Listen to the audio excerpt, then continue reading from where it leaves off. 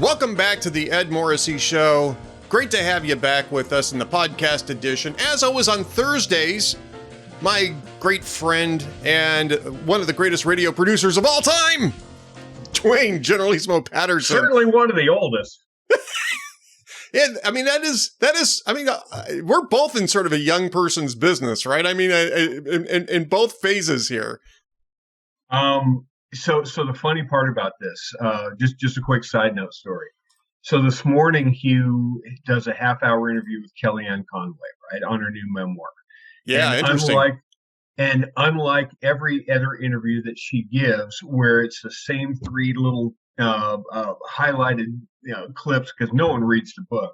It's the same three clips about her fight with her husband. Trump lost, and whatever the same thing that she has to talk about 100 times in every interview. Hugh reads the books, right? He reads the books.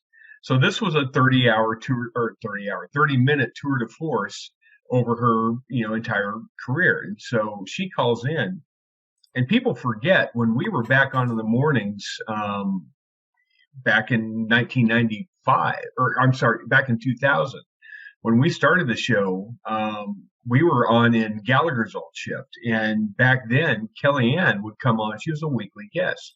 She came on every week and did polls. In fact, she was Kellyanne Fitzpatrick. And we remember she had to take a couple weeks off because she got married to George Conway and she became Kellyanne Conway. So she calls in and, I answered the phone, studio, it's Duane. And she says, Duane, how are you? And she says, I haven't talked to you in forever. So we got to catch up a little bit because I talked to her, 1,000 times back in the old days. And I said, I just got done talking to Pompeo. Weekly guests come and go. They become CIA directors. They become secretaries of state. Right. And then they go by the wayside. I'm still here. I talk to pollsters every week. They go on to, launch presidential campaigns and win, go into the White House for 4 years. And then they go out, they go by the wayside. I'm still here. And she says, so what does that say about you? And I said, I'm a career underachiever. I mean, we just had this conversation literally 45 minutes ago or an hour ago. So you're kind of like Jeff Spicoli, is what you're saying.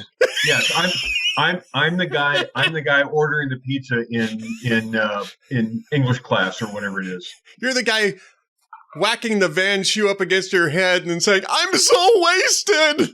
Yes, that's me. Hey, I'm a Californian. This is the state for it, right?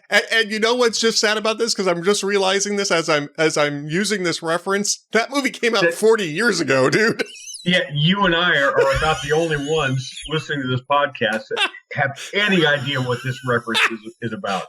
Jeff Spicoli rules. That's all I can say. All right, so moving on to... You realize you and I are now older than Ray Walston was when he did that movie. Yeah, you've heard of the... it's a Wilford Brimley line, right?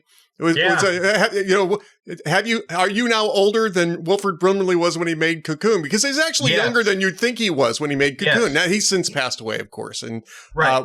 But yeah, wasn't he like in his early 50s when he did that? He was like 52, I think, when he made Cocoon. Yeah, that's well in our rearview mirrors. Oh yeah. We're very much into the get off my damn lawn and turn down your radio stage of life here. But all right.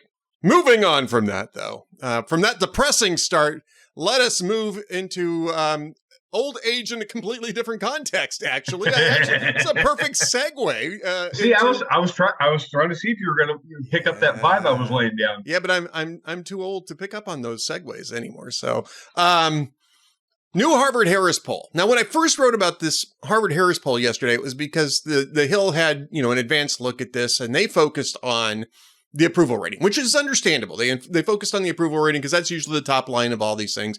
And, Joe Biden's approval rating was terrible. The only issue that he was at above water on was COVID. And that's basically because he hasn't managed to screw it up recently.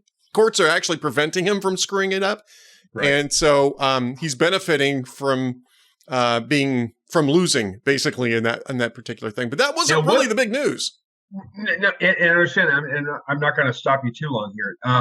Wasn't this the same one that we got news of yesterday that was kind of an outlier in the other direction? No, that was the Reuters. That was Reuters. Okay, the Reuters Ipsos poll, right? That was the Reuters Ipsos poll, which had been an outlier to the plus side, right? Because it only had him at -8, which was one of the kindest poll series up until yesterday when they put it at -23. And so now the poll is the equivalent of the Fed doing a couple half-point interest rate hikes on it. It's now down the other direction. It really is. Yeah, I mean, a big reversal in Reuters, and it's still. Yeah, we have to wait to see if that's a leading indicator of a dramatic change, or if this was just one outlier. Every poll that I see that has them in the mid-30s, all I can think of is we're on our way to the 20s. Yeah, and this might explain why. The Harvard-Harris CAPS poll, the full poll, got released, I think, late last night or early this morning. And it has, you got to actually scroll down quite a ways to this. And I didn't know this until I saw it from Charles C.W. Cook over at The Corner. But they do ask the mental fitness questions, 2 mental fitness questions from Harvard-Harris CAPS. The subject which shall not be uttered in polite company for the most part. Is he too old? Well, there's 2 questions. One is Biden mentally fit to serve as president of the United States, or do you have doubts about his fitness for office? The second question is, do you think Biden is showing he is too old to be president, or do you think he is showing he is fit to be president? Now, it's 2 different questions. Really, it's about the same issue, but it's 2 different questions so you can get an idea of where people are at. On the first one, is he mentally fit enough to serve as president? 53% say they have doubts about his mental fitness. Only 47% of Americans, and I'm not sure if this is American voters. I really should probably track that down. But 47% of Americans, only 47, think he's mentally fit to serve as president. Now, I haven't gone down the crosstabs like you have. Is this broken down by party? It's broken down by all. They actually have really nice chart. I mean, this is a series of slides, so it doesn't have a whole lot of text to it. It's just a series of slides. This particular slide, it's all on one slide here, but they also have the crosstabs as part of the slide, right?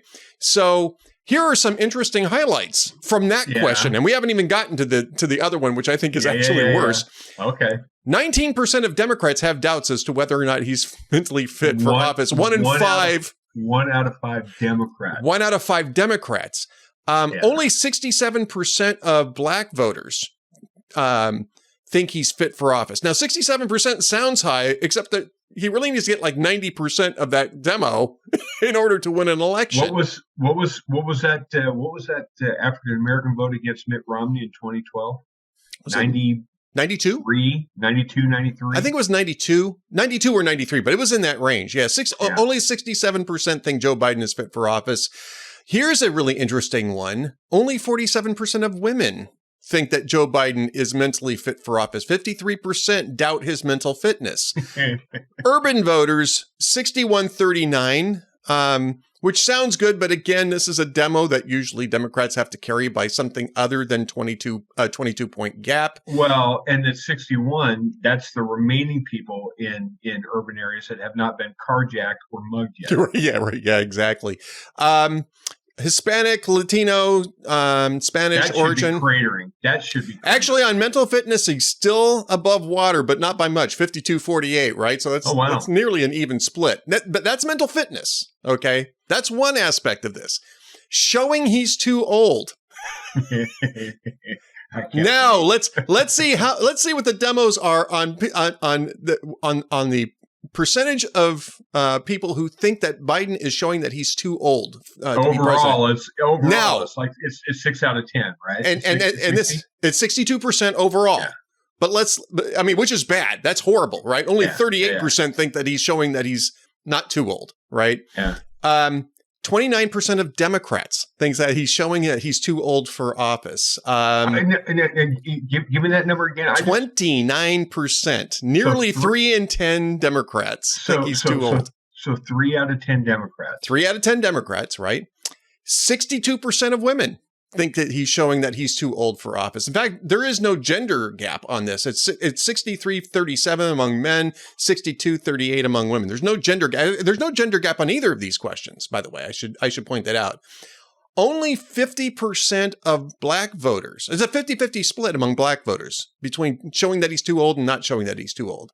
57% of Hispanic voters think that he's showing that he's too old to be in office. 53% of urban voters think that he's showing that he's too old to be in office. Suburban voters at 64%. I mean, these are amazing demos on a key question, not just for the midterms, but let's not forget that the White House and Democrats are all saying, "Oh, he's going to run for a second term in office." This is Billy Crystal explaining the difference between mostly dead and all dead. When you've got these numbers, you're all dead. There's nothing left but going through the pockets for loose change, right? Right. And look, I mean, it's not that we haven't been here before. I mean, Charles C.W. Cook, when he wrote this up at the corner, which is where I saw it, and I want to give Charles, full credit for this. I link him and I quote him in my post too. He calls this unrecoverable. Basically, he says this is once people think you're old and mentally unfit, you're toast. Now, that would be true if you don't do anything to counter that. And in my post, I actually I have a clip of the moment in the second Reagan-Mondale debate, which is the classic clip. I mean, I think it might be Reagan's finest moment of wit anyway, when he's had plenty of fine moments as president. He took the attack that everybody knew was coming, and he was very winsome about it and just turned it on its head. Right. That's where he says, I promise not to hold my opponent's youth and inexperience against him, which even Mondale starts cracking up on stage. And later he said, that was the moment when I knew I'd lost the election. Sure. Yeah, exactly. And because Reagan showed that regardless of how old he was still with it. Yep. He was still there. He was still able to be in command. And then he followed this up, and most people don't remember this until they see the clip. And I didn't remember it until I saw the clip, with a quote from and he wasn't sure whether it was Cicero or Seneca about how a society without input from its elders would be lost. And it's a great quote. But I mean, it showed that this is a guy who is a deep thinker, or at least a deep researcher, because this was clearly a prepared response. He knew he was going to get this after the first debate, in which he did look a little bit tired, I would say. So he prepared for it, and he went back to the classics of Western civilization to make his argument, which is just a great way to demonstrate that you have a firm grasp on with the wry smile with the wry smile and the twinkle in his eye. He had it all. So let me ask you this, because I do think that theoretically you can recover from this. You can recover from this impression. But does anybody think that Joe Biden has anything in the tank to pull something like that off? He can't recover from this. Why?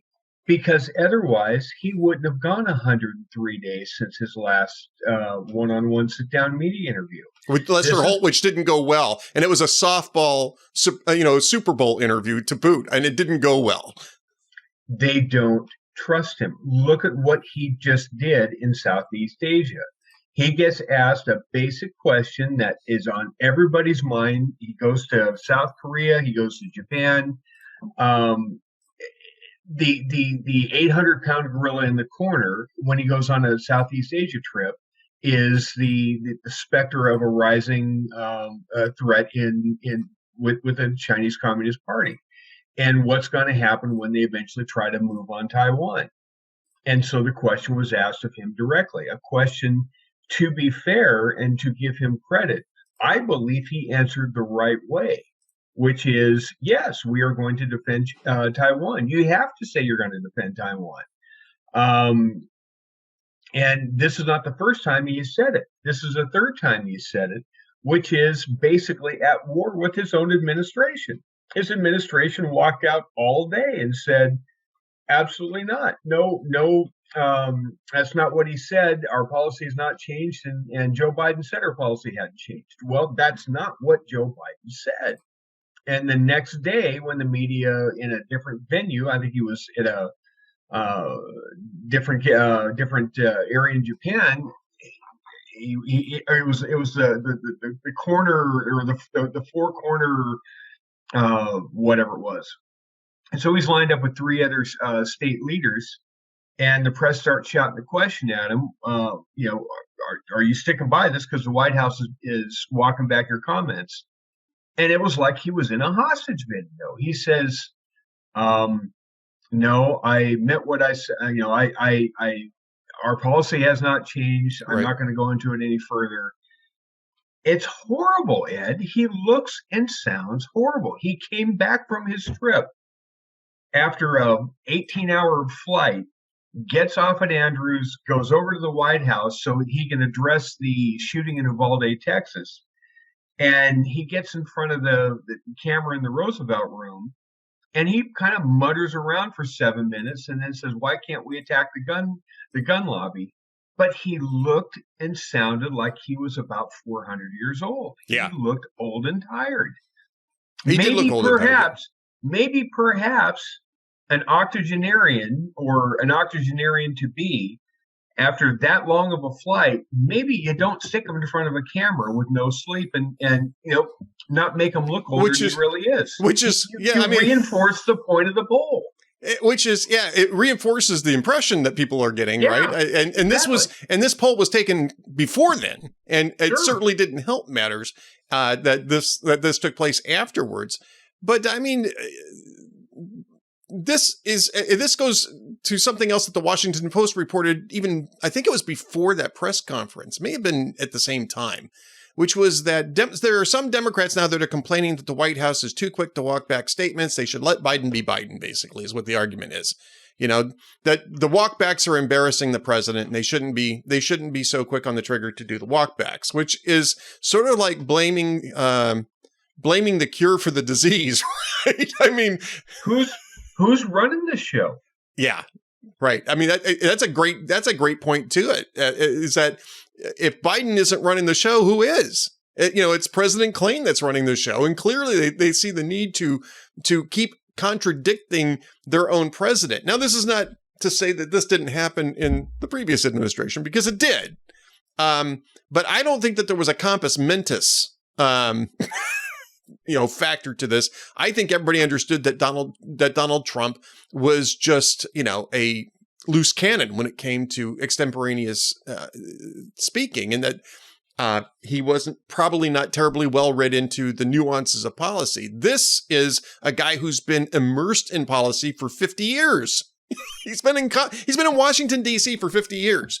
There's no way that you can't say that he doesn't understand what the actual nuances of our Taiwan policy is, because he actually wrote a Washington Post op-ed 20 years ago scolding George Bush for getting it wrong in almost exactly the same way that Biden has repeatedly gotten it wrong over the last year and a half. So if the White House is walking it back for the third time and forcing him to answer it to the White House's will the following day, after this guy is supposedly the foreign policy gravitas pick for Barack Obama, right? Right. That's if that's the case, then what is that saying about Joe Biden? Is it saying he's wrong, and his own White House thinks he's wrong, or is it Joe Biden is not in full touch with his capacities anymore because he is askance at with all of his own advisors?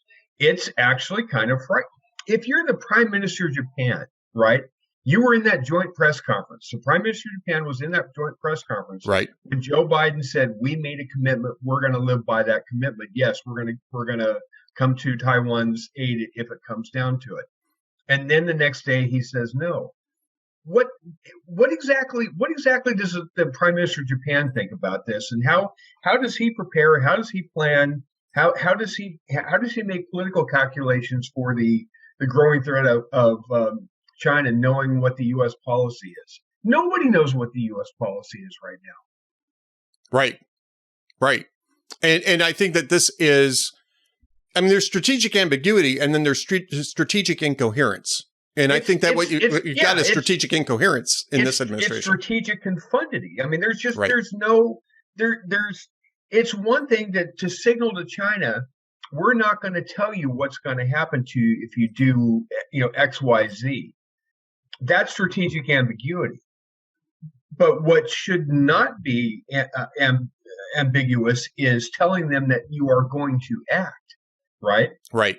We're going to act in our choosing. Whether it's tomahawks, whether it's nukes, whether it's any number of things, whatever. I'm just saying whatever our weapon of choice, and how we do it and how we strike and what we do to counter, that remains up to us. And you're going to find out when you find out. But make no mistake, if you move on Taiwan, you have just declared war on the United States. That's how you kind of handle that and still have ambiguity. But that's not what Biden did. You now no longer know if we're going to act on Taiwan. The president said yes 3 times. We're going to act if they invade Taiwan. The White House says not so fast. Okay, who's the commander in chief? Who's the president? Who's talking to Congress? What exactly happened if China were to invade Taiwan tomorrow, Ed Morrissey? What would the U.S. do on Saturday? I have no idea. Right. And the president just iterated what we would do. Actually, I have a pretty good idea. We'd probably do nothing, because the people at the White House who keep contradicting Trump on this would probably keep contradicting Trump on any action that we would take. You mean Biden? I'm sorry. I did mean Biden. Maybe I'm too old for this job. Maybe I'm the Jeff Spicoli of the blogging world. I don't know, Duane. But what I'm saying I'm so wasted.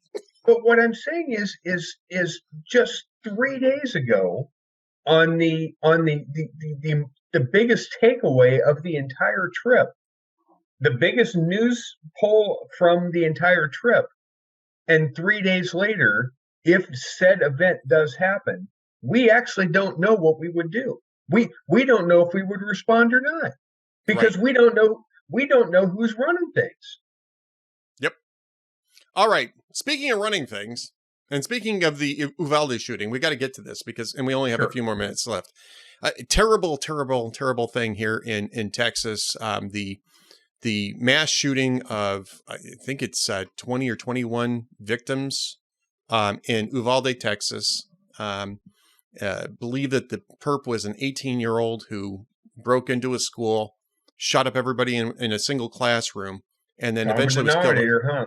I mean, it looks like another common denominator. Does lots of signals that could have been picked up. Lots of red flags, a couple of which were picked up on, but there wasn't much that people could do about it or did do. There's also some questions as to how quickly the police responded. There's a lot of different nuances to this, but at the bottom line, you've got I think it's 18 children dead. Might be 20 children and 2 adults. I thought it was 19 and 2. I thought it was 19 and 2. 19 and 2. 19 and 2. You've got almost 2 dozen children dead, who should be alive, who should be out playing in the playground today. You've got a couple of teachers or a couple of adults who should be out there supervising. They're all dead. Obviously, tremendously emotional issue for a lot of people. And apparently also an opportunity for exploitation for a few. And I'm not just talking about Chuck Schumer. On all sides. On all sides, right?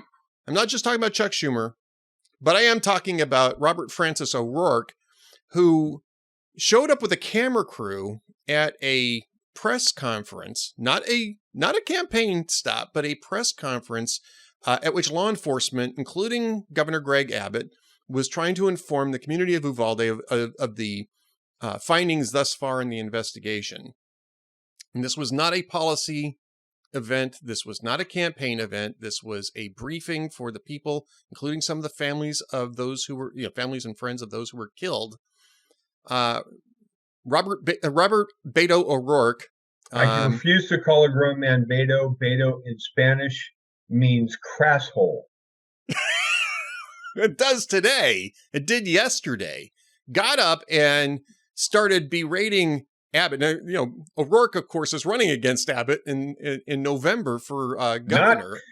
Not for long. Well, he's still going to be running against him. He's not going to win. He's going to be running, but at this rate, if he keeps pulling stunts like this, he's going to be like Brian Kemp versus David Perdue. I mean, it's going to be like a 50-point spread. I mean, this is how you make yourself a pariah. Yeah, I believe it was the mayor of Uvalde. Yes, told him to leave and called him a sick son of a bitch, which he is. This is a guy who's desperate for attention, who's desperate for any kind of traction. Staged. He had a camera crew with him. It was obviously staged. He had a camera crew with him. There was a reporter who was in the first row, one section over, who said that right before the event started, there were two people in the front row that got up and left like seconds before it started, so that Beto could come and sit in the front row with his camera person. So the whole thing was a staged, plotted, planned act. This was not Robert Francis O'Rourke showing up as concerned citizen to give his support and just not being able to take it anymore and then standing up and opining. The whole thing was a staged, planned campaign stunt. Yep. And you pull a stunt like that when there are still parents that just woke up and they probably didn't even sleep last night, but they're looking around. This is the first full day of not having their kids around. Well, okay.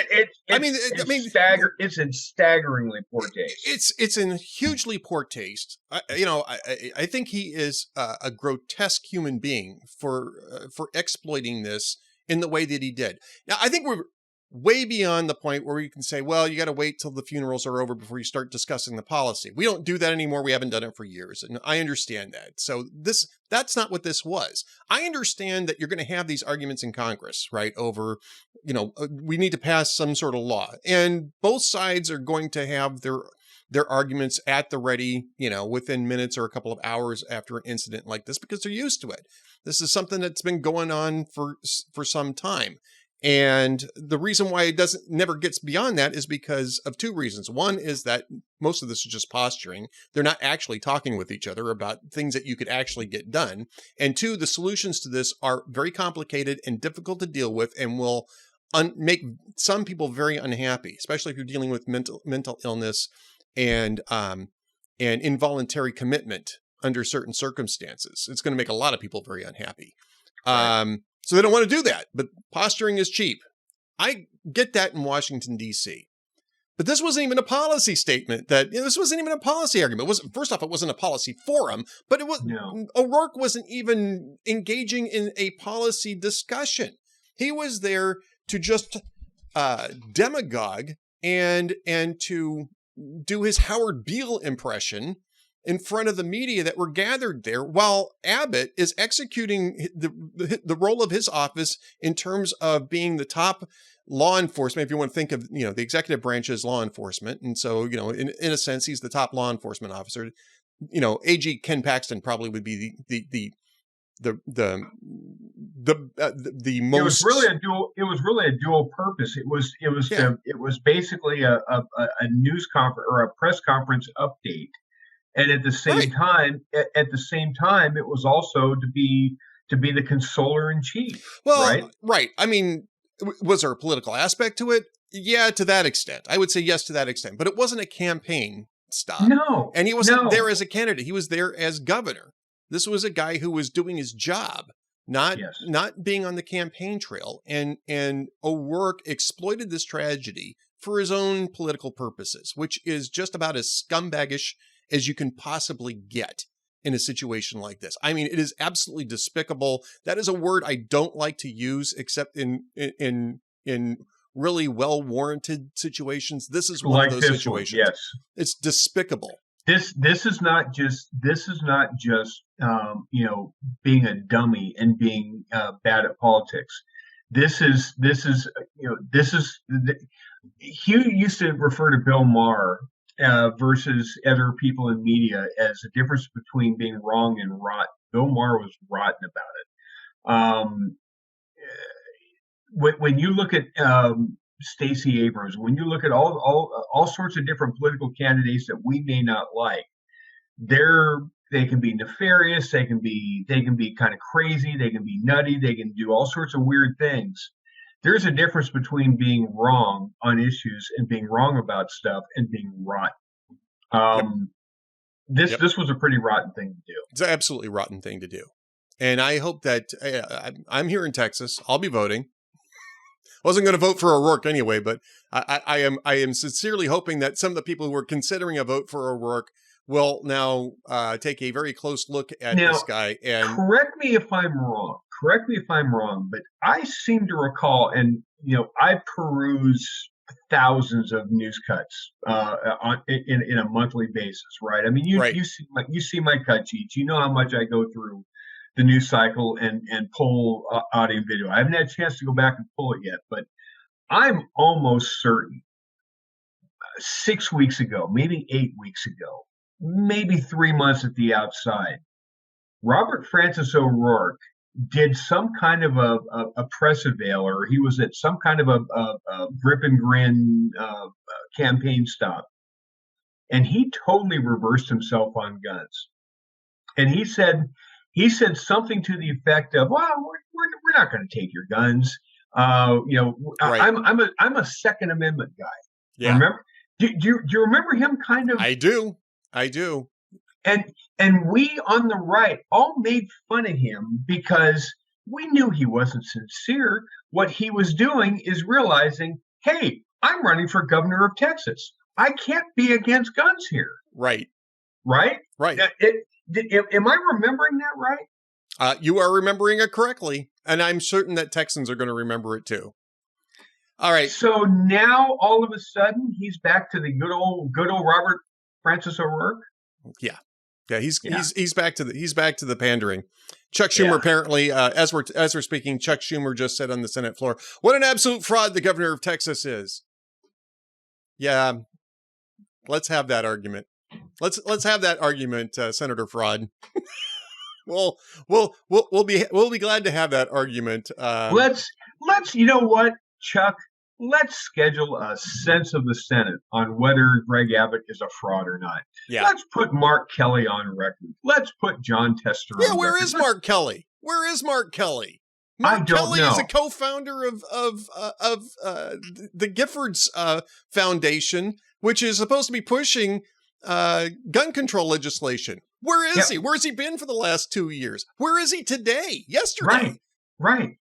Nowhere. Isn't it interesting that he is the most silent guy in the Senate on the issue that supposedly most animates him, and for good reason. His wife got shot. I mean, I don't blame him. I don't blame him for being animated by it. But who knew that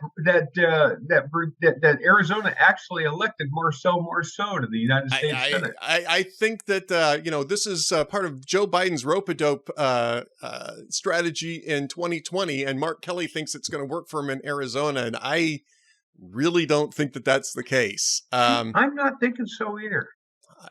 I mean, it's interesting that Mark Kelly is the quietest senator in Washington on the issue that supposedly animates him the most. And what does it say about our media? Boy, you had Manu Raju sticking to Joe Manchin yesterday all day long, like a fly on bullcrap, and following him around saying, "What about the filibuster now? Are you willing to break the filibuster now? Look, we got a bunch of dead kids. You can't still be for guns now. You got to bust the filibuster for guns. You got to." And just shoving that mic in his face everywhere Joe Manchin went. Yeah. Where's Manu Raju? Does Manu Raju know that Arizona actually has senators? I am not certain that Kelly's even in Washington. Do we know that Kelly's in Washington? No, we don't. Do we? No. He is. Do we not have a bunch of news media outlets that actually have congressional beat reporters? I guess the best that you can say is that Mark Kelly has become the senator's Waldo. Yes. The Senate's Waldo, I should say. The Senate's Waldo. He's Senator Waldo. And I guess that the media doesn't want to play Where's Waldo, but that doesn't. Why That in the world is the most? I mean, I don't care about Chris Murphy. Chris Murphy can get on his knees and beg his fellow senators to do something on guns till the cows come home. I don't care. Nobody cares. Right. Mark Kelly is actually the most interesting anti-gun candidate out there because of his narrative, because of his story, because of his wife's story. Right. So where is he on this issue? Why isn't there any media curiosity at all? I don't think know. That's stunning, isn't it? I think it is stunning. I think it's very stunning. Well, maybe by next week we'll find that question out, but we're out of time today. Duane, what's coming up on tomorrow's Hugh Hewitt Show?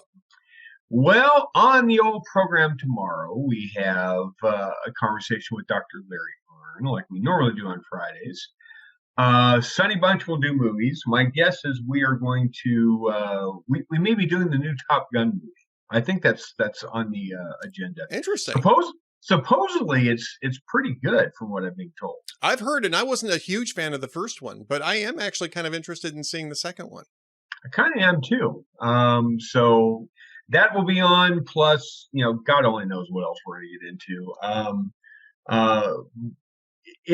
It's almost painful to cover Joe Biden these days, especially after when he and Kamala Harris did their executive order signing yesterday, and said the Republicans never even offered any meaningful gun or police reform legislation. And I'm looking around going, they know Tim Scott's in the Senate, right?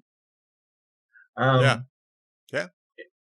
So it's just gonna be basically about the news. We're gonna be kind of winging our way from west to east. Hugh's leaving the Salem managers meeting, going back to DC, and I'm sure whatever pops in the news is what we're going to be covering first thing.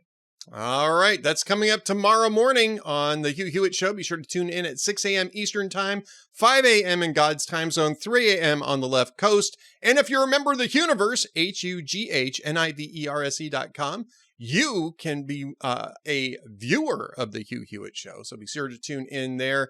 Duane Generalissimo Patterson, thanks for being with us. We'll talk to you again next week, sir. My pleasure. Thanks, guys. All right. Stay tuned for more from the Ed Morrissey Show coming up next.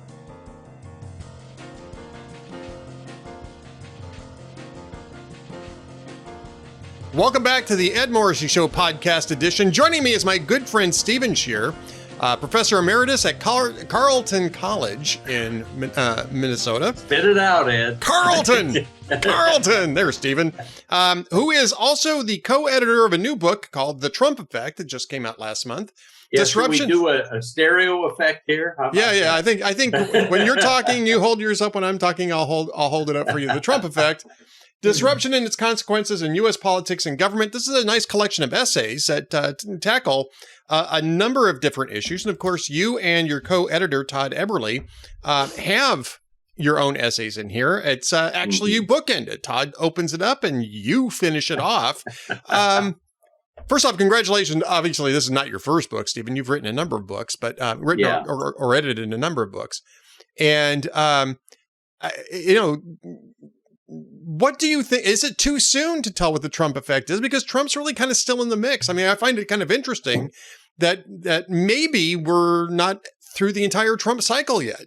Well, we're not through the entire Trump cycle, but we already know that he had a big effect on the national political system and the operation of the presidency. And there's a lot of information in the various chapters about that. I mean, think of how the national media has changed in response to Trump. I don't think it's changed for the better. I don't entirely blame Trump for that, but there's that. We now have the impeachment process as a routine procedure of national government, apparently. That's new. We have a very different coalitional framework in the Republican Party. And I also think that we're seeing the Democratic Party move to the left in response to Trump. And so there are a whole bunch of things going on here that Trump has started that are far from finished. Right. And I mean, absolutely. We can take a look at the Trump presidency. Even if there's another Trump presidency, we can still take a look at the one presidency, more than a year afterwards to see what at least the immediate impact to American politics and international politics are. Yes. And, those are the bookends, actually, of this piece. Todd starts it off with trust and anger in the Trump era. You end it with challenging the world, Trump's foreign policy. Let's start with you, because you're here, and that way we can talk. That way we can talk bad about Todd because he's not here. But no, he's a fine man. I know he's a fine guy. Stand up for Todd. Well, let's start with foreign policy because I think that there's a key domestic policy issue here that is really a missing piece in Joe Biden's foreign policy, which is energy production. And so when you talk about it's not easy to just simply divide things between domestic and foreign because they impact each other. And I think we're seeing that right now. Right. Well, political scientists have used the term intermestic for policies like that. They're international and domestic. And it's very clear that oil prices are a big example of that. We should note that President Biden yesterday in Asia said that we are in the midst of an incredible transformation to new energy that high gas prices are part of. That's the first time he's really explicitly talked about the glory of high gas prices, and that will come back to haunt him, I'm sure. Right. Yes. Well, yeah. I mean, I wrote about that today. I mean, this is going to go up in a day or two, but I wrote about that today on Tuesday about this notion that we're going through an incredible transition to a glorious new future, with less reliance on fossil fuels, which politically is actually pretty stupid because it makes it look like he's doing it on purpose. I'm not sure what the idea was behind that. Now, I've been arguing all along that it was on purpose, right? Because this was part of the point. Yes. It was pointed out to me because I didn't include it in my analysis today. But it was Stephen Chu was pointed out to me afterwards, said you needed to get gas prices around $6 or $7 a gallon. This is back, when he was working with in the Obama administration. Right. And in fact, that was sort of a deliberate policy was to do that, at least for him. When he said that, it kind of backfired on him and they backpedaled away from that. But here's Joe Biden embracing that. And I mean, that type of price increase for oil is strategically incoherent when you're trying to clamp down on Russia and Iran, two large scale producers of oil. Right. So you have a strategic incoherence that we really didn't have in the Trump administration. Maybe you can talk a little bit about that. Well, first of all, Trump viewed gas prices as a tool of foreign policy and domestic energy production as a way to increase America's power in the international system by becoming less reliant on Russia and Iran and on countries like Venezuela, and also helping to keep the American economy growing and prosperity widespread in the country. A prosperous, large, growing country with low energy prices has a bigger footprint on the international stage than one that is suffering like it is now. And again, this is part of, I think, an undersold feature of the Trump presidency, which was that sort of strategic vision. And you had a strategic vision too in foreign policy, which was the Abraham Accords, which I think was probably his most successful strategic foreign policy initiative, which was to tear up the Iran deal, go very hard against Iran in order to rally the Sunni nations into an alliance with Israel, which is succeeding and still paying off today. And that has strategic implications as well. Yeah. Oh, I think so. The complication for Trump has always been his personality. That is, there may have been a strategic vision and a reasonably sound execution of aspects of it, but Trump himself managed to obscure that with his constant battles with everybody who came within his line of sight.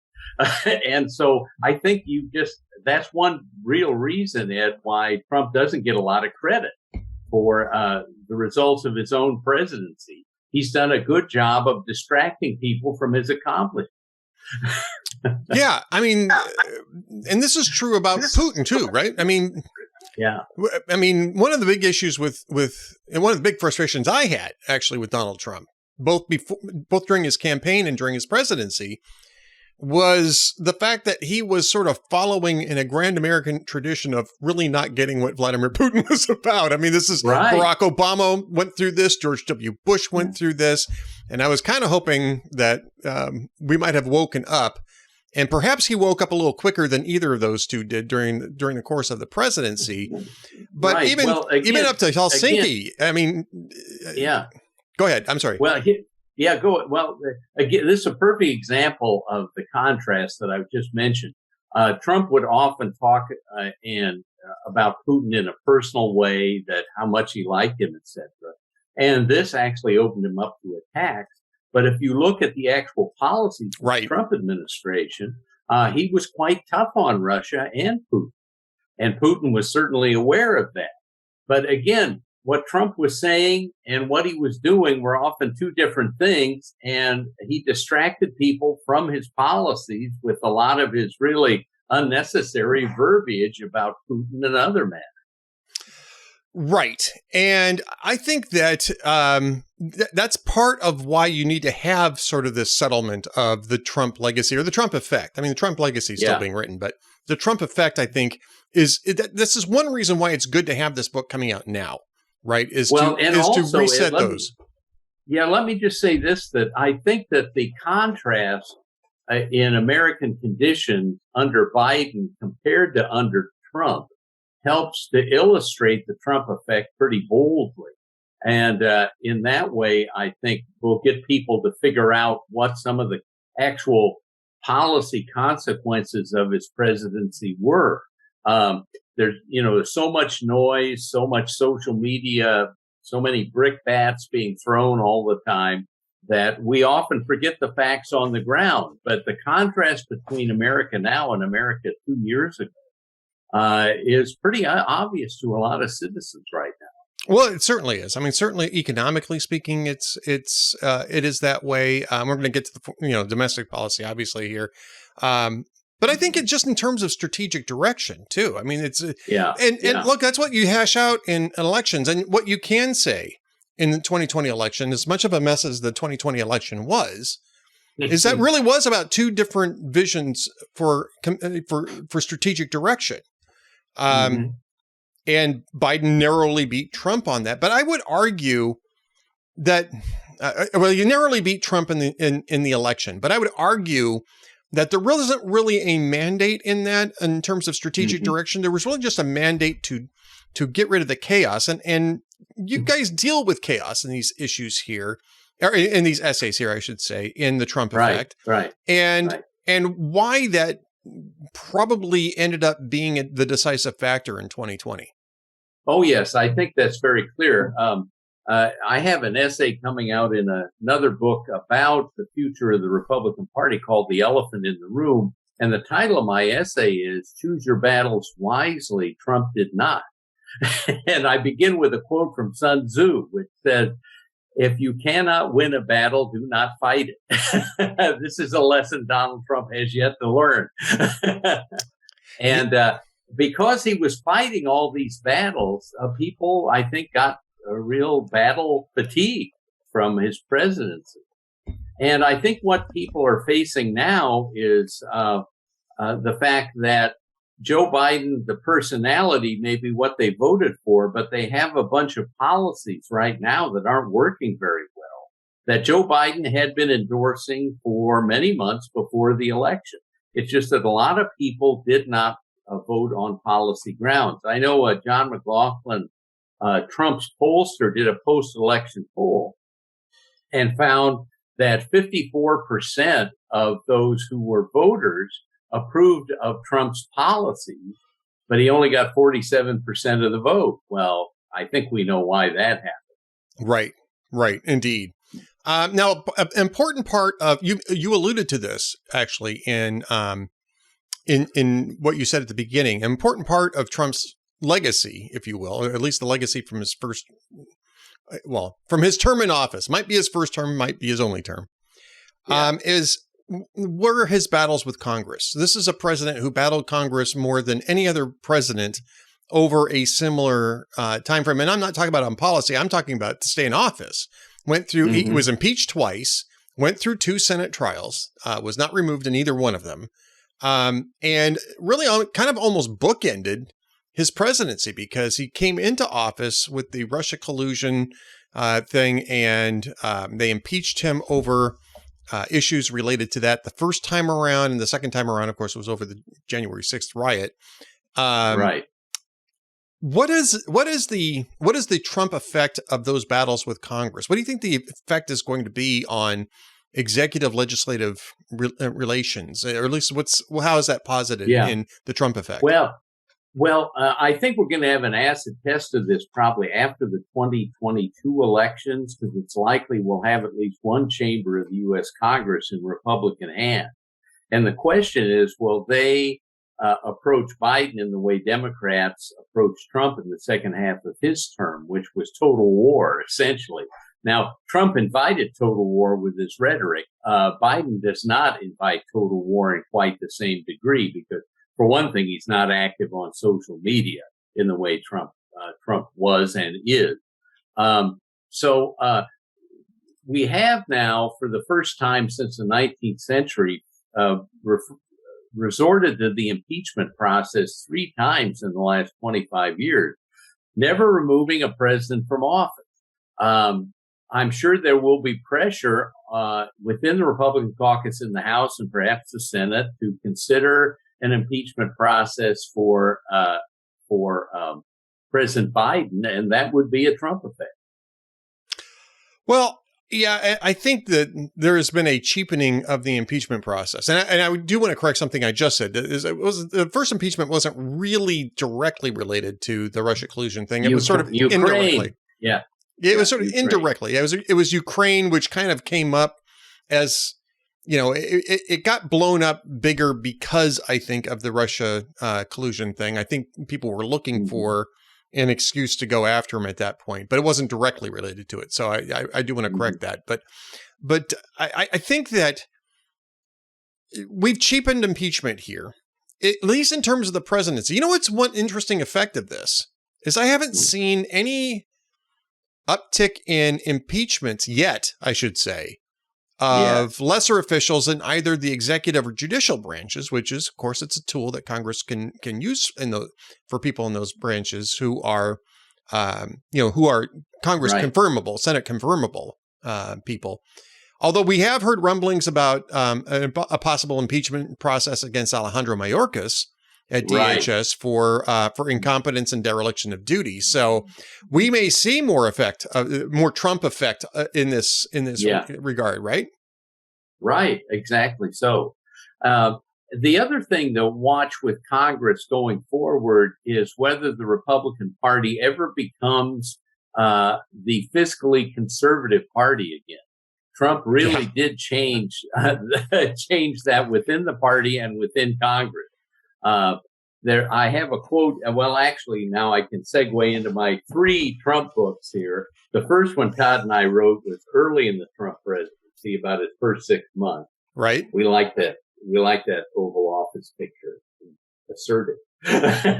And very nice. We wrote this. If you want the big picture as to how American politics has changed to permit Trump, Trump did not create the movement behind him. He simply got in front of something that had been brewing for decades. And how Trump happened, System Shock, decades in the making, talks about that. But in this book, I have a quote from Trump where he is asked about the future budget deficit. And he says, well, he's told Social Security may go bankrupt, Medicare as well. And he says, yeah, but that won't happen while I'm president, which was true.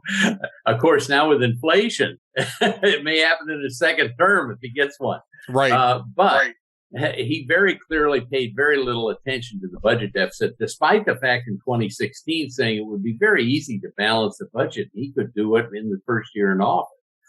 Well, that didn't happen. No, you can balance it. You can balance the budget. But, you know, it's this sort of wild rhetoric that he traffics in routinely that, you know, puts people's hair on fire. Right. I mean, you can certainly drop a balanced budget, but nobody will vote for it in Congress because nobody takes it seriously. Republicans don't take it seriously. I mean, honestly, you know, Rand Paul drew up a balanced budget one year. And it got one vote, Rand Paul's. That's it. It's the only vote it got. I think Mike Lee said nice things about it, but nobody else voted for it. As far as I remember, nobody else voted for it. It didn't go anywhere. Right. So what about the Trump effect on the media and coverage of presidents? Now, this is an essay by Diana Owen from Georgetown University, which is actually in the middle of its own little media management. Oh, no issue. Kidding. Yeah.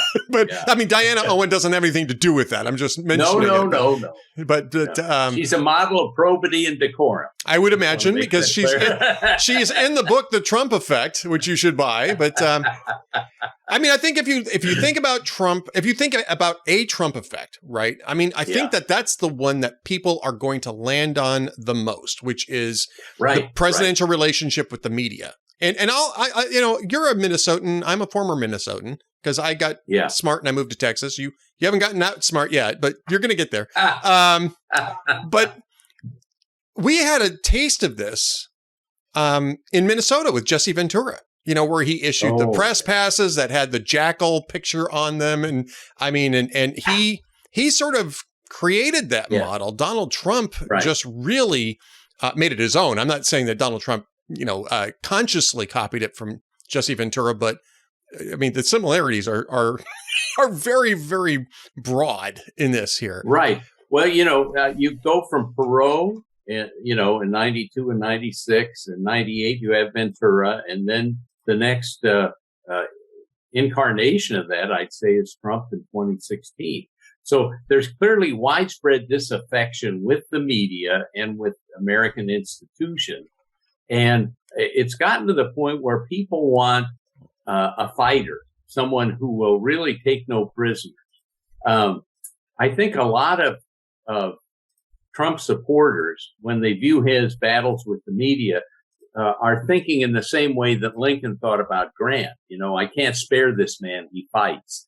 Right. And a lot of Republicans believe that. And Trump, of course, that was his MO for many, many years, fighting in the media. Now, there were trends leading in that direction. The media was fragmented. Bias was becoming more explicit in various parts of the media. Social media was fragmenting the audience and allowing people to get in their own biased bubbles and stay there. And Trump fits into that niche very well by popping bubbles that he doesn't like and building bubbles that he does like with his own media building, because he's charismatic. He's interesting. People pay attention to him. He was quite a very good performer. And he spent decades perfecting his act, right? Right. Before he ever ran for president. And all of that made him a media figure who could affect the media in big ways. And I think ultimately, you can say, yes, Trump did encourage the media to behave in a less reliable fashion, with more bias and so forth. But the media took the bait, and now we have, you can almost pick a media outlet, and I can tell you what frames they will use any given day because their biases are now much more explicit. And I think that Trump accelerated that process by going after media he found as hostile.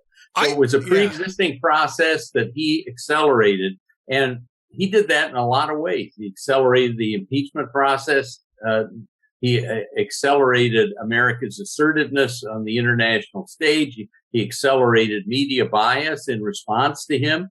And he certainly accelerated partisan polarization. You know, the idea that it's now the case that a large number of Republicans do not want their daughter or son marrying a Democrat or vice versa. You know, this has been growing, and Trump encourages that. Well, Big effect, Ed. Big effect. I'm not sure if it's a chicken or egg thing, and I think you guys are you have a nuanced take to that too, right? Trump didn't generate this, right? Trump accelerates this. Trump is both a cause and a product of these what I would call disaffections with institutions. He's both a cause and a product of that. Yes. Well, the term accelerant is used by David Hopkins in his excellent chapter on how polarized we are. And he argues, in fact, that this has been building, for decades. Right. And Trump accelerated. And I think you can see that happening in a wide variety of areas of American politics. Now, he is a change agent, but he's not creating new phenomena. He is accelerating pre-existing phenomena and creating in operation a very different American political system. So he has that big effect. Absolutely. I'm not disputing the effect, but a lot of people who want to point the finger at Donald Trump for some of these effects really are missing the point that he is the culmination, or was a culmination, because I don't think we're done yet, but he is a culmination. More culminations are coming, Ed. Just thought I'd tell you. More culminations are coming down the pike. Maybe Trump himself, again, being one of them, but just depending on how the election cycles go here. But I think it's important to understand that, the reason why we have Trump is because these things were already in motion. I talked to Bernie Goldberg, and Bernie Goldberg is. I mean, he's wrote the book Bias, seminal book. He's a very nice guy. I am proud, if somewhat presumptuous, to call him a friend. But he's certainly been a good friend to me in over the years. And I was speaking to him just a few weeks ago on this podcast about the nature of editorial bias in the press. Because if you read Bias, Bernie lays out, which was published, I think, in 99 or 2000. Bernie makes an excellent case that this is a sort of institutional bias, that the left-leaning media it was basically an institutional bias because its editors were coming out of a particular political formation. And so it wasn't a deliberate attempt to skew the news. It was just the fact that you had basically a monolithic view of a monoculture among editors, leading editors at all the media outlets. They're all part of the same culture. So they all see things exactly the same. I asked him about that, and Bernie says, I don't think it's that anymore. I think it really is deliberate. I think the nature of it has really changed in the 20 years since I wrote the book. Back then, that was really the case. But today, I think what's really the case is they're cooking things, and they're cooking it deliberately. Yeah. Well, but also I think Trump called them out, and that caused them to become more deliberate. Yes. Trump said, "Look at what you're doing," and then they became defensive and doubled down, essentially. And now it's, I think, more explicit than it's ever been, and it's very easy to see. Well, how's a good way to get around that, though, Stephen, is you read a book called The Trump Effect,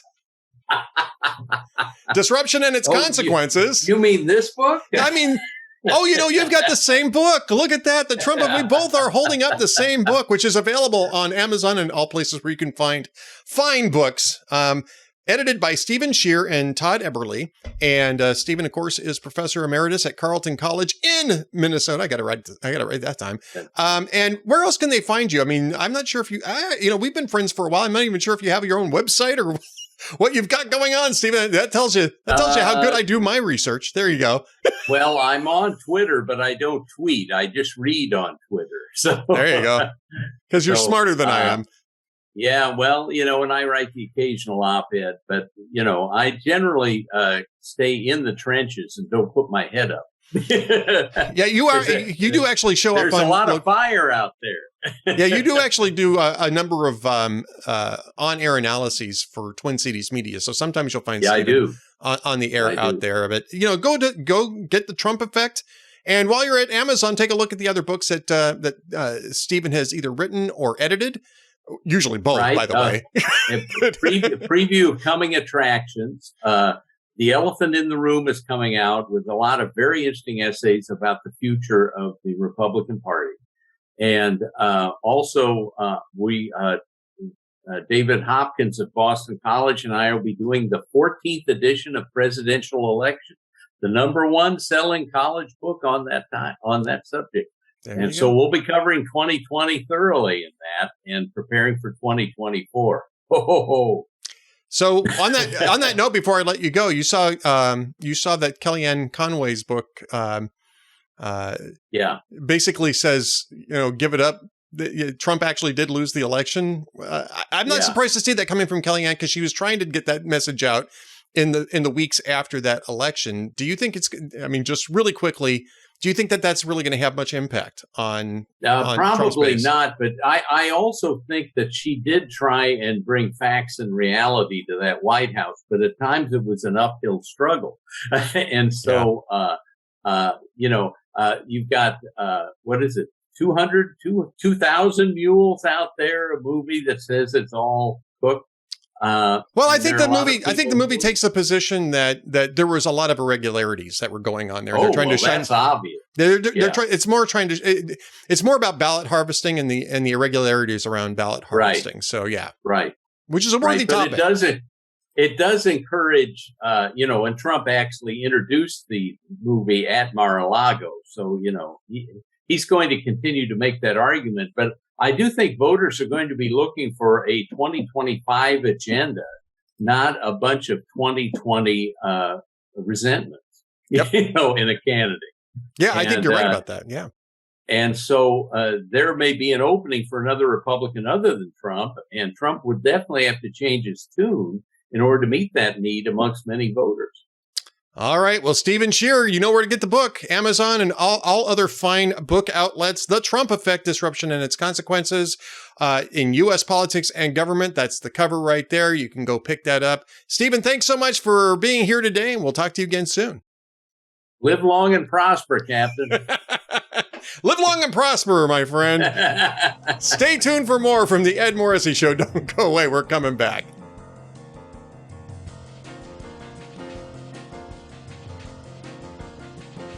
Welcome back to the Ed Morrissey Show podcast edition.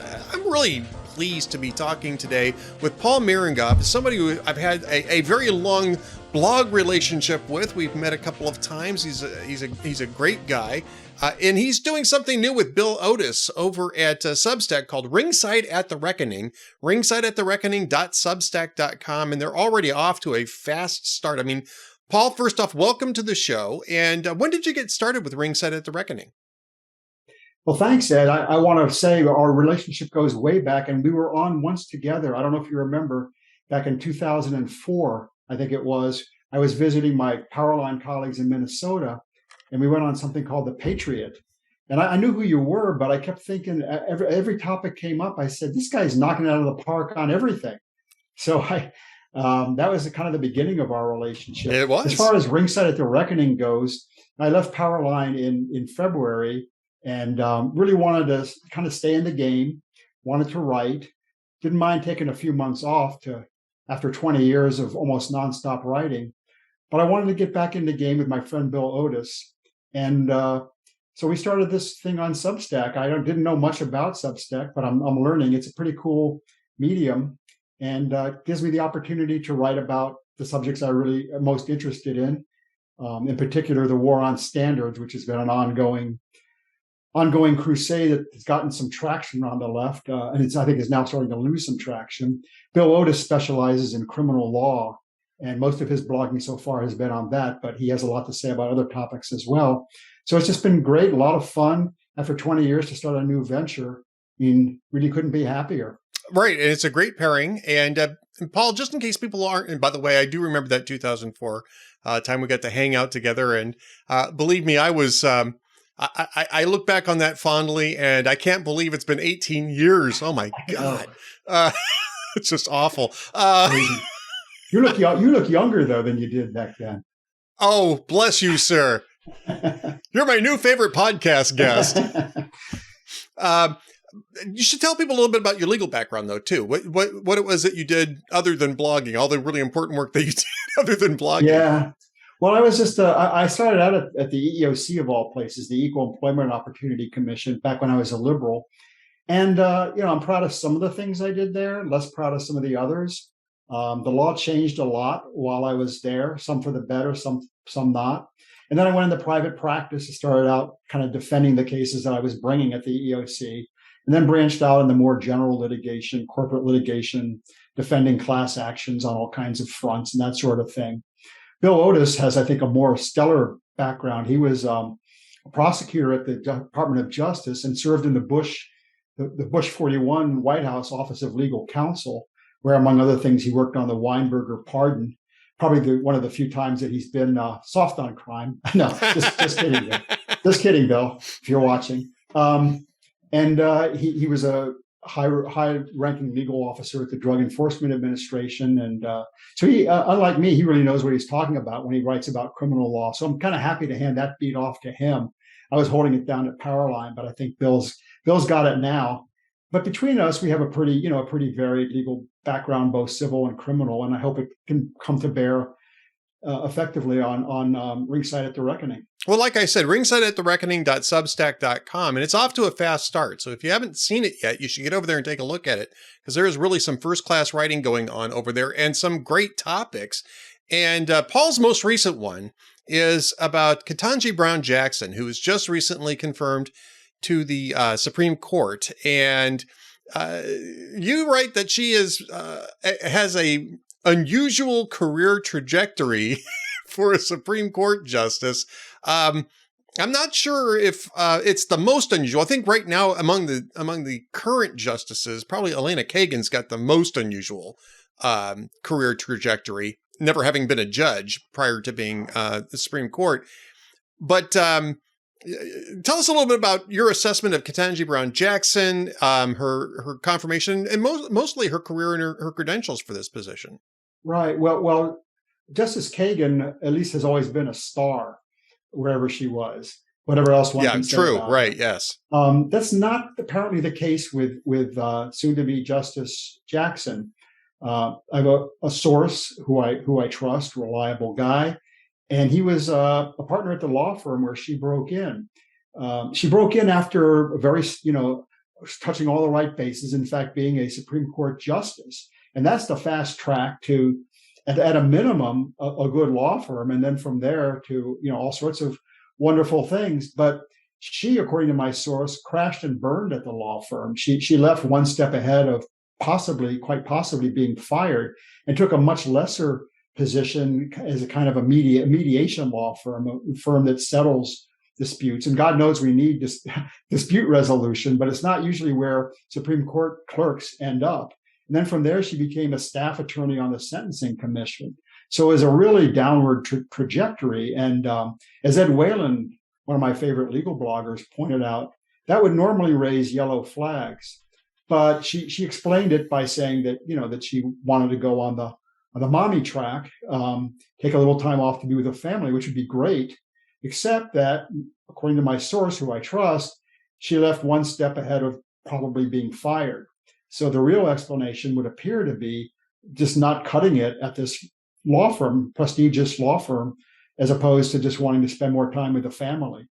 So, since then, eventually she became a judge, which I'm told shocked and amazed the partners at her law firm, including the liberal ones. And as a judge, her writing has been, I haven't really studied it. I have to be upfront about that. But those who have, including, a legal writing guru of high reputation, found it to be pretty inadequate. He eventually took the post down, but Ed Whalen preserved it. She just doesn't really write very, very scholarly, stellar opinions, which was what you would expect and hope for from a Supreme Court justice, whether she's liberal, conservative, or somewhere in the middle. And I think that this is an issue of vetting, and I would say that vetting has not been a particularly strong suit of the last really the last three administrations. But they put Ketanji Brown Jackson in at the DC, I believe it was the DC Court of Appeals. And it was clear that when you do that, you're seeding the ground for future Supreme Court justices, right? I mean, you can pull them out of other circuit courts, appellate courts, other circuit appellate courts. You can even pull them from the ranks of federal judges. And there were a couple, I think, in the supposedly short list at the end of Biden's appointment here of Jackson that may have been stronger actually in terms of being jurists. But once you've made that decision, and especially since it was really just a year ago, I'm not even sure it was quite a year ago. Obviously, they were plotting a longer career for Jackson, and I think that they may have been stuck with this choice on that basis. Yeah, that's one possibility. In my post, I raised another possibility, which is that they just wanted a safe vote. Yeah. So they didn't really want someone who would think deeply about issues, but someone who would reflexively vote with the left. There was a candidate who was a justice on the California Supreme Court named Leandra Kruger, who was a star by all accounts in the Solicitor General's office, and I think was maybe the principal deputy Solicitor General, argued 12 cases before the Supreme Court, and fit the bill as an African-American female. But, they may have thought that she was too independent-minded. There was, I think, the judge that you may have alluded to was a South Carolina judge named Childs, yes, who had support from Lindsey Graham and Clyburn, Clyburn pushed hard for Childs, right? Yeah. He's a guy who put Joe Biden back in the ballgame in South Carolina primary. So with that backing, you would have thought that she was a strong candidate. But there was talk that, she had worked as defended labor employment dispute cases for corporations in her practice. I just think they wanted someone that they could really count on. They didn't want the intellectual firepower. Elena Kagan supplies that. And they can probably find someone else in the next 10 years who might also fit that bill. And so I just think they may have just wanted a reliable vote, and someone who had a great life story. That seems to be a big deal now, although I'm not sure what's great about her life story, but there are articles about that. Right. So, there she is. Paul, I think that's a criticism that really can be extended. I honestly think that that's been a criticism that could be applied for the last 30 years. And the reason why is mostly because Republicans have gotten burned on these things, right? I mean, you can look at Elena Kagan, who's actually written some interesting opinions, who's actually written some heterodox opinions, right? It's kind of like Neil Gorsuch, right? Sometimes Neil Gorsuch is originalist / libertarian enough to where he kind of gets crosswise with where conservatives would prefer that he goes. But I don't think that he's not a David Souter, right? He's not somebody who's turning liberal. He's just sort of absolutely not venting his libertarian streak, more or less. And Kagan, I think, is somebody who's interesting. Breyer is also somebody who is interesting. I'd say Sotomayor is not, in terms of who's on the liberal bench. But I mean, you got the same sort of impulse, especially after Souter, especially after Kennedy, and maybe even especially after Roberts. Where Republican presidents were looking just for somebody who's going to be reliable, somebody who's not going to grow in office. And I'd argue that that's almost entirely attributable to the warping of the judiciary in the post-Roe environment, right? Where it's not about who comes up with the best, who has the best judicial mind, who has the best, legally discerning mind. It has become a super legislature, and presidents are nominating safe votes in a super legislature. Hopefully Dobbs is going to reverse that, or at least start the process of reversing that. But I mean, that's really what's been going on here. And so nominating Ketanji Brown Jackson, regardless of her qualifications, really shouldn't come as a surprise, right? No, I don't. I think she was the smart money bet all along, and for the reasons you suggest. So I'm almost kind of reminded. I can't remember who the justice was, but I remember Nixon nominated somebody to the Supreme Court, had to be withdrawn later on, and was it Roman Hruska that said, everybody deserves I'm really paraphrasing here, but everybody deserves representation, even mediocrities. Yes. That was Justice Carswell, or Judge Carswell. Judge Carswell, yes. The second attempt, he originally nominated Clement Haynsworth, who I actually argued a case or two before in the Fourth Circuit, perfectly fine nominee who was shot down. So he said, well, I'll show them. and he nominates Judge Carswell, and then Hruska defends it on the grounds that mediocrity deserves representation, just like he said. One of the more amusing anecdotes of judicial nominations. We don't have too many of them in the last 30 years. You have to go back a little ways to find those. But yeah, Carswell didn't make it either, and really, honestly, for good reason. But so I'm kind of thinking that if Alito's draft, the leaked draft, holds, and you undo Roe and of course Casey and the other thing, Doe, Casey, the other antecedents there. The pressure on the court to be legislators is going to be lessened somewhat, maybe in the long run, maybe not in the short run.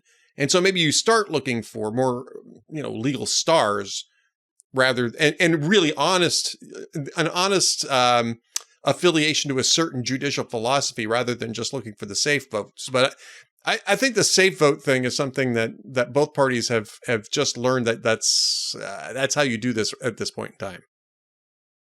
Yeah, I think so, and I'm not maybe not as optimistic as you that it's going to change as a result of the Dobbs decision, but you may be right.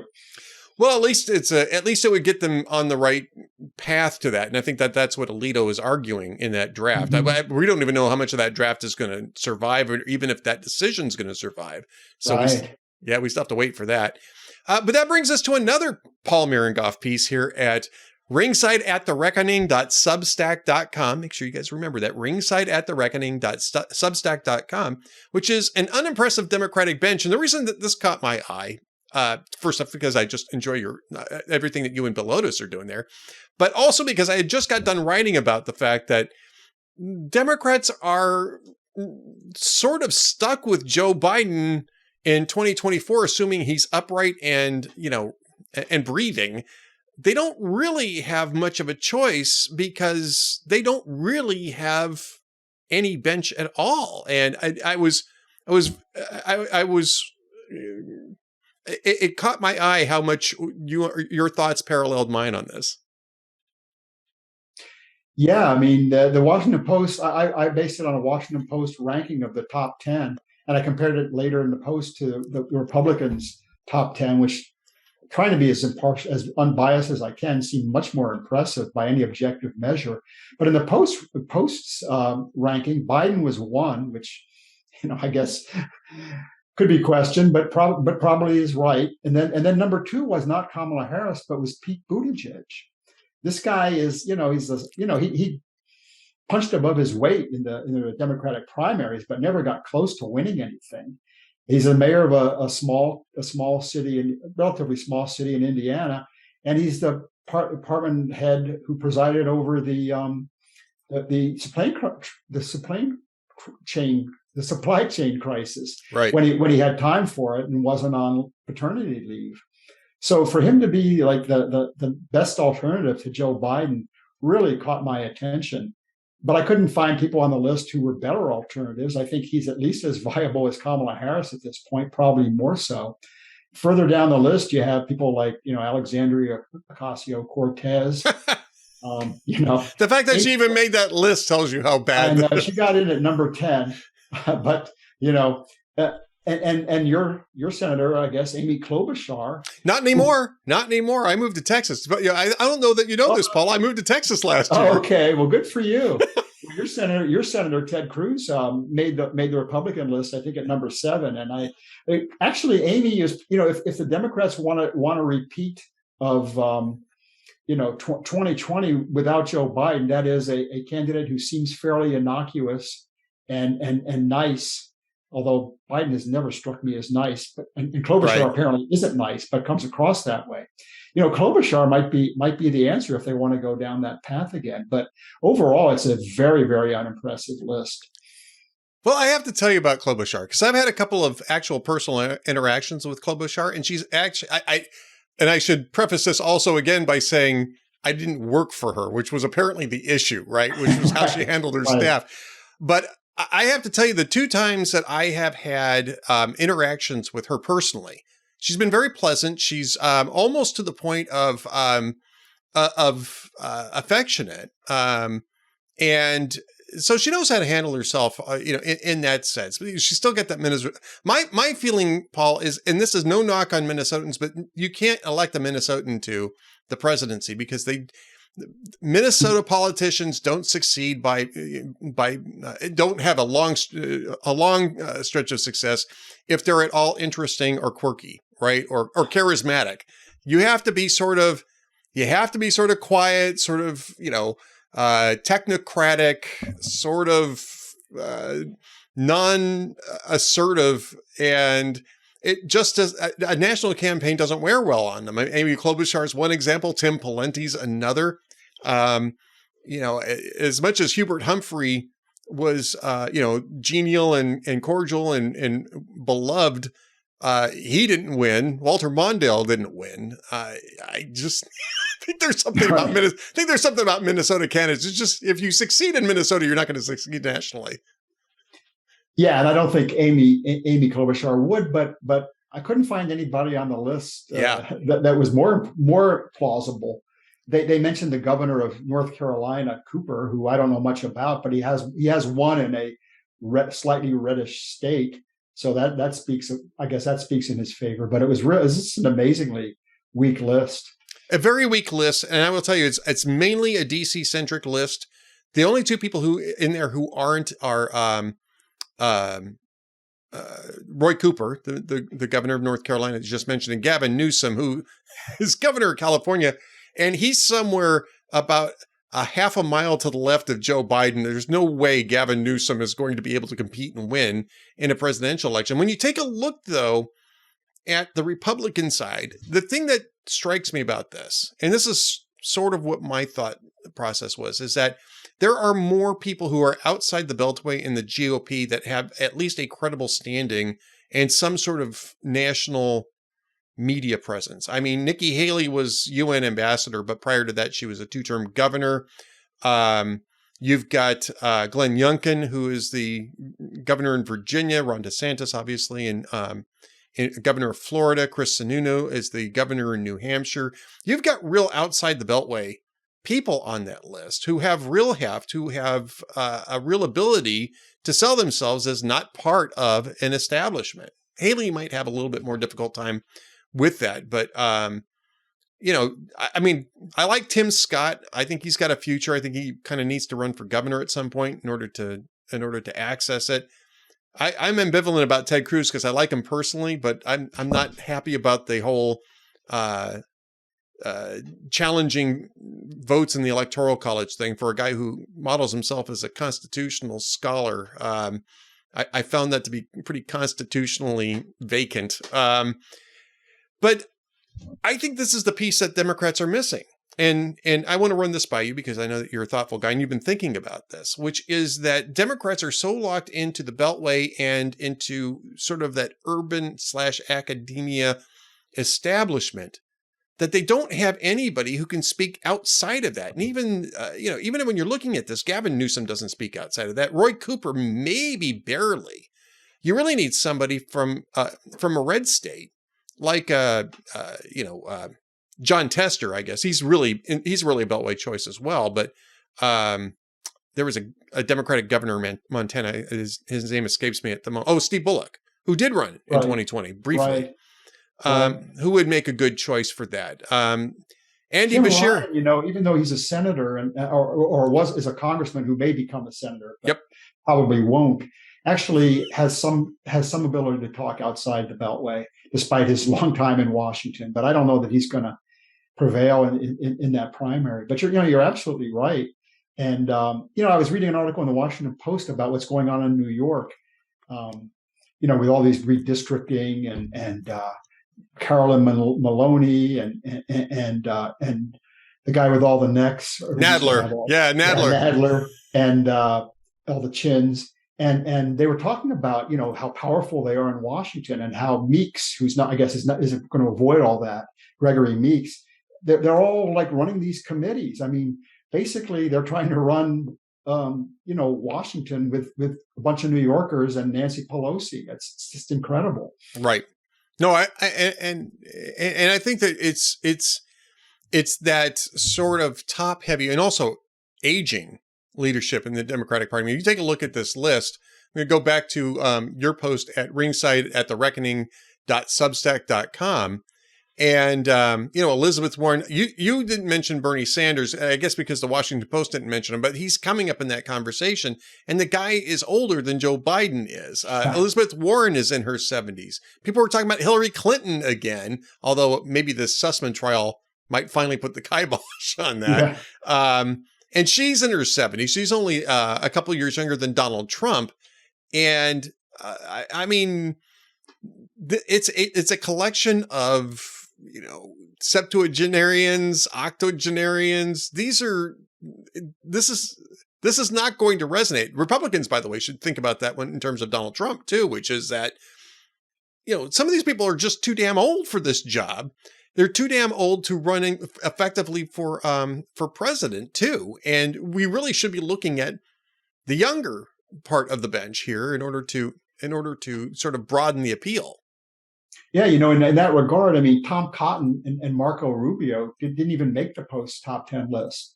I mean, two senators who I think, have considerably more stature than Amy Klobuchar, right, and more so than Sherrod Brown of Ohio, who also made the list.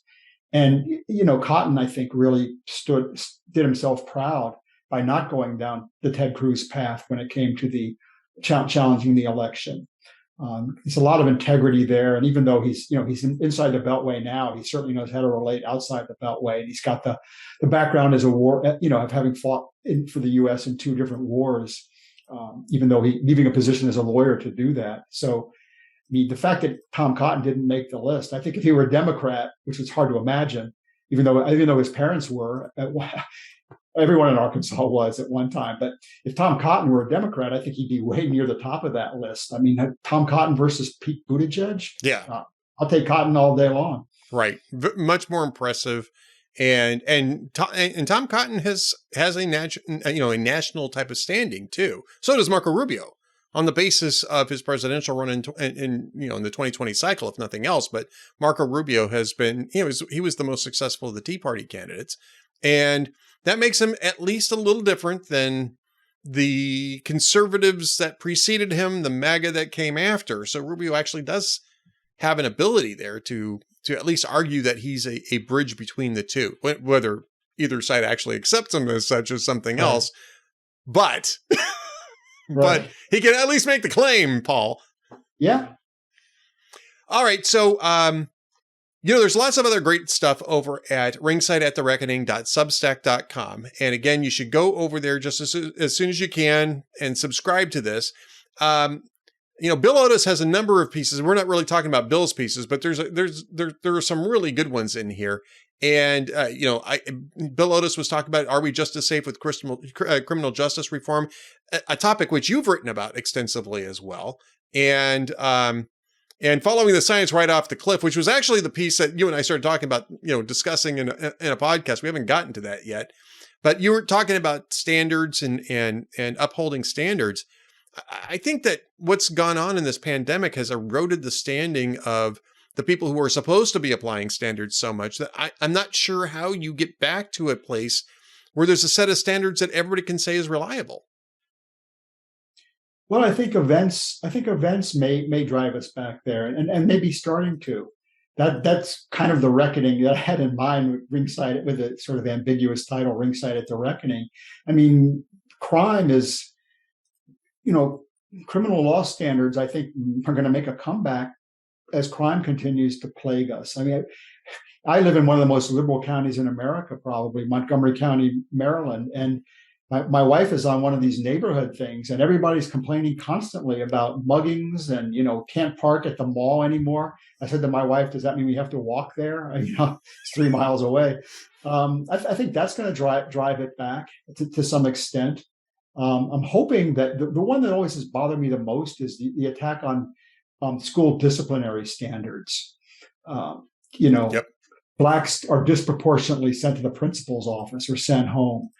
That one really bothers me the most, because how are you going to learn when teachers can't uphold disciplinary standards? And a lot of Black teachers have complained about that. I don't know if that's going to make a comeback or not, but I think it will, because people are just going to get sick of their kids not being able to learn because all kinds of misbehavior and violence is tolerated at school. And we saw that in the Youngkin campaign, I think, in Herndon County, Virginia, especially. So I'm a little bit more optimistic than I was after writing about this for 10 years and seeing more and more disintegration, and then seeing it become almost mainstream after the George Floyd killing, with this equity movement whereby any standard, no matter how justified, should be tossed if it has a disproportionate impact on a particular group. I think we may be coming back from that, but it all remains to be seen, and we'll be at ringside covering it, the reckoning, whichever way it goes. Ringside at thereckoning.substack.com. They are indeed at the ringside of these, and you should subscribe right away. Paul, are you on Twitter at all? No. You're smart. You're wise. I'm debating whether to go on it. I was kind of riding free at Powerline because I guess my colleagues were all on it, and I'm debating whether to get back on, but I'm leaning no. I just can't abide Twitter. Well, if I'm sure he'll write about it if he's going to go back on Twitter. So in the meantime, you just got to go to ringsideatthereckoning.substack.com. Paul Mirengoff, it's so good to talk to you again, sir. Thank you so much. I'm hoping we get a chance to do this from time to time when the topics come up. Thank you, Ed. I really appreciate this. All right, Paul Mirengoff, thank you so much. Stay tuned for more from the Ed Morrissey Show.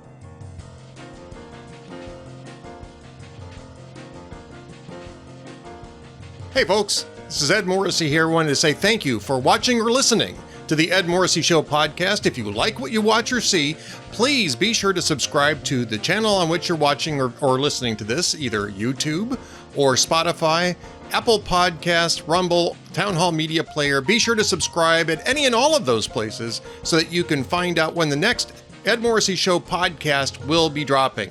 Thanks again, and have a great week.